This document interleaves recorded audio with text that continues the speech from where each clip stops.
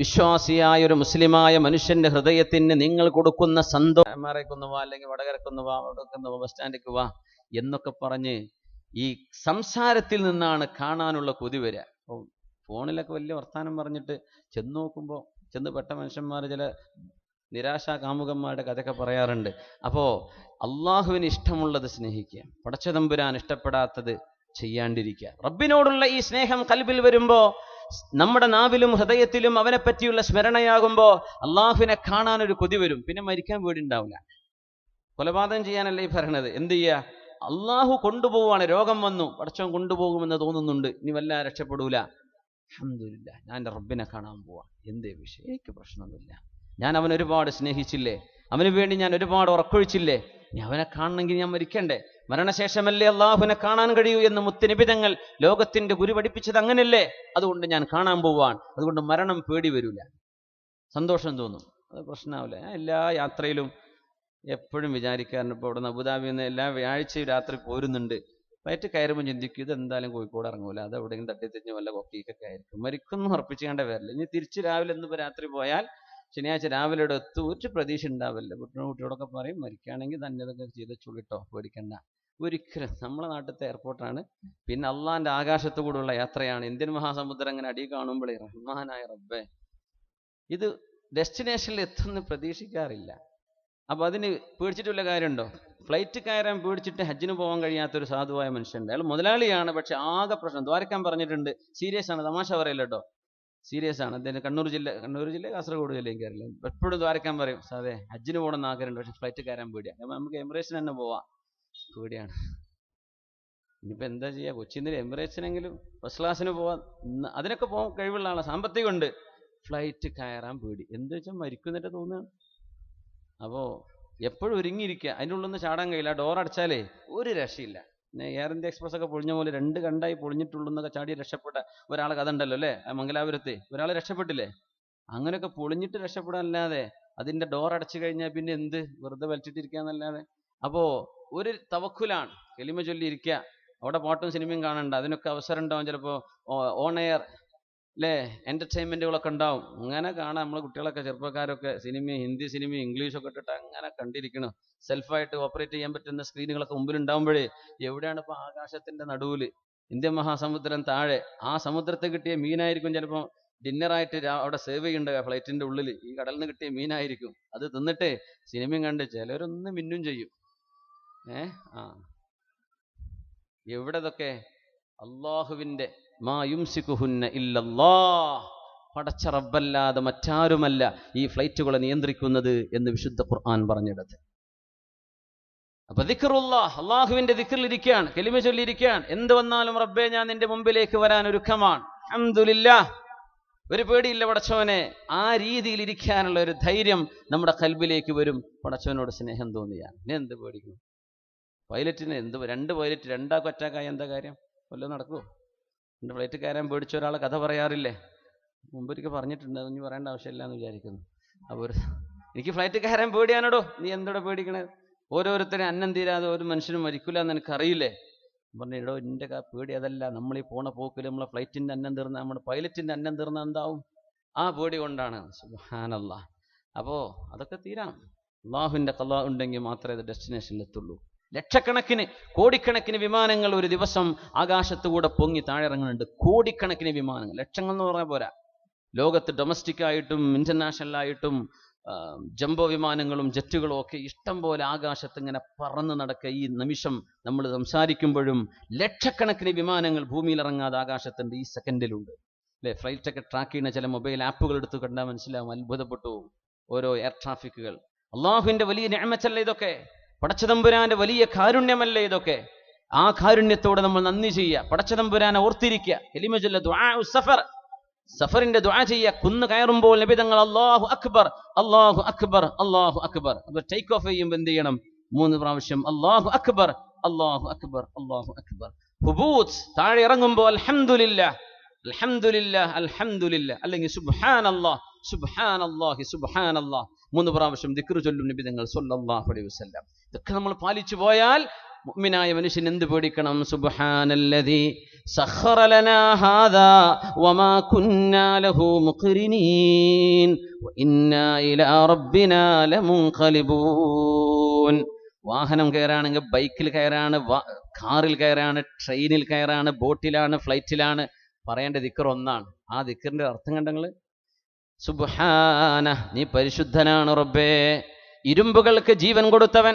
ഒരു ട്രക്കോ ഒരു ലോറിയോ ഒരു വാഹനമോ ഒരു പിക്കപ്പോ കടന്നു പോകുമ്പോൾ അതിൻ്റെ ടയറുകൾ തിരിയണമെങ്കിൽ അതിൻ്റെ ഉള്ളിൽ കിടക്കുന്ന മെഷീനിൽ നിന്ന് കിട്ടുന്ന പവർ കൊണ്ട്, അതിൻ്റെ എൻജിൻ വർക്ക് ചെയ്ത്, ഒരു ഡ്രൈവറുടെ കയ്യിൽ കൊടുക്കുന്ന സ്റ്റിയറിംഗ് കൊണ്ട്, അവർ ചവിട്ടുന്ന ബ്രേക്ക് കൊണ്ട്, ക്ലച്ച് കൊണ്ട് ഗിയർ മാറ്റിയിട്ട് ഓടുന്ന ഈ വാഹനം സർവശക്തനല്ലാഹു മനുഷ്യന്റെ മനസ്സിൽ അങ്ങനെ ഒരു ചിന്തയും അങ്ങനെ ഒരു എഞ്ചിനീയറിംഗും കൊടുത്തില്ലായിരുന്നെങ്കിൽ ആർക്ക് കണ്ടുപിടിക്കാൻ കഴിയും?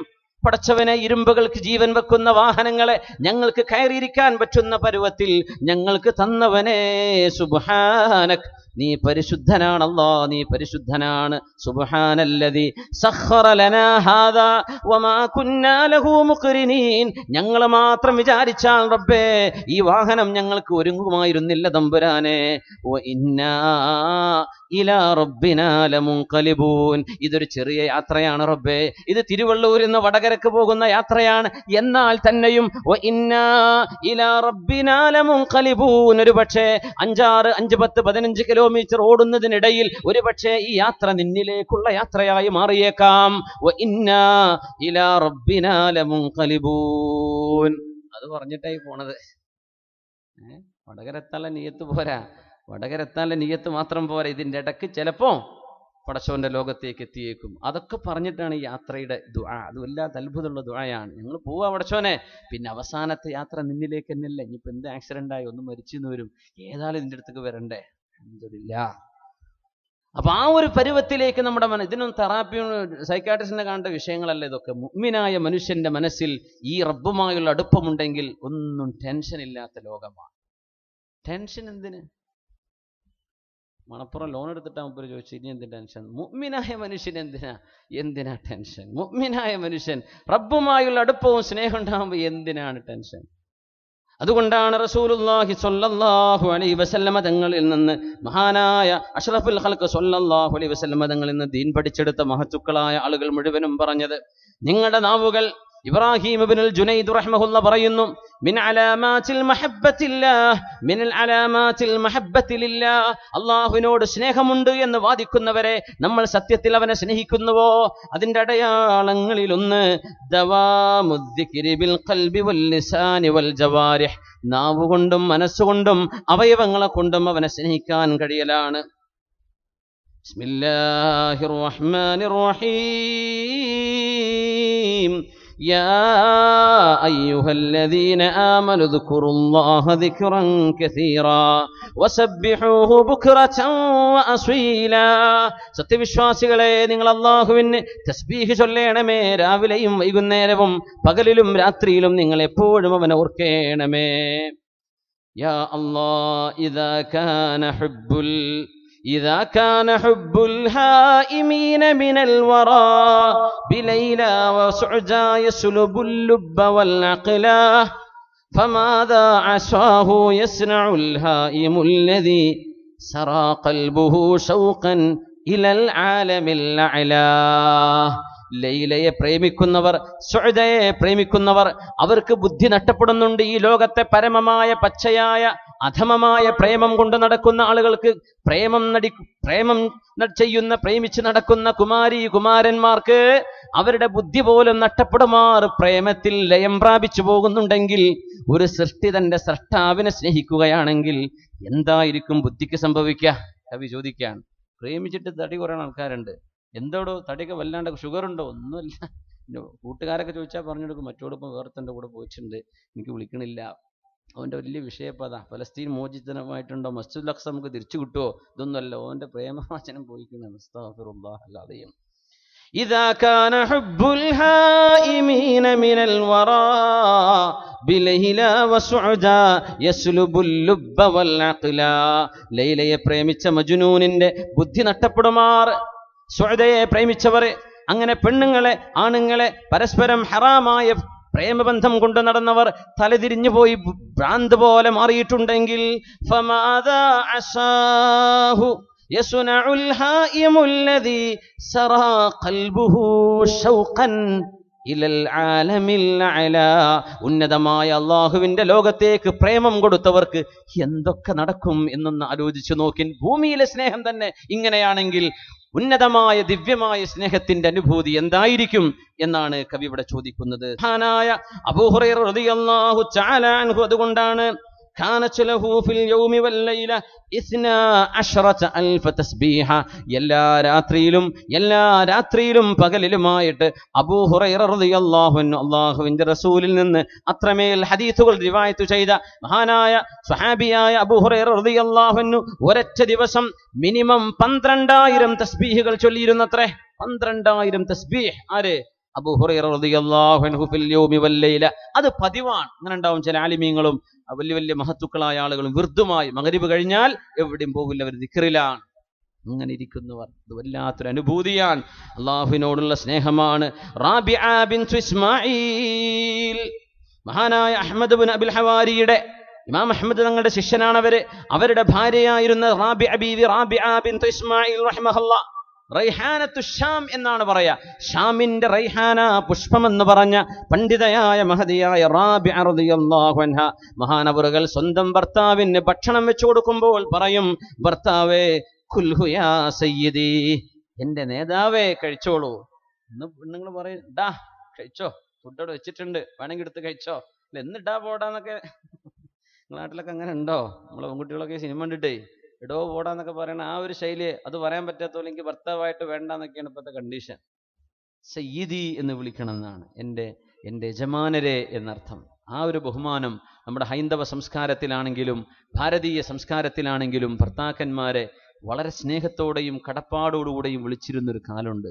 അത് ബോറടിച്ചിട്ടാ തോന്നുന്നുണ്ട് സംവിധായകന്മാരൊക്കെ എടാ പോടാന്ന് സംവിധായകന്മാർ നടീനടന്മാരെ കൊണ്ട് പറയിപ്പിച്ചിട്ട് തിരക്കഥ എഴുതിയിട്ടേ നമ്മുടെ ആ ഒരു ബഹുമാനവും സ്നേഹവും ഇല്ലായ്മയായി പച്ചയായ മൃഗീയമായ ഒരു ലൈംഗികതയായി നമ്മുടെ കുടുംബ ബന്ധങ്ങൾ മാറിപ്പോയത്. എത്ര വലിയ അപകടമാണ്. ഞാൻ അവസാനിപ്പിക്കുന്നു.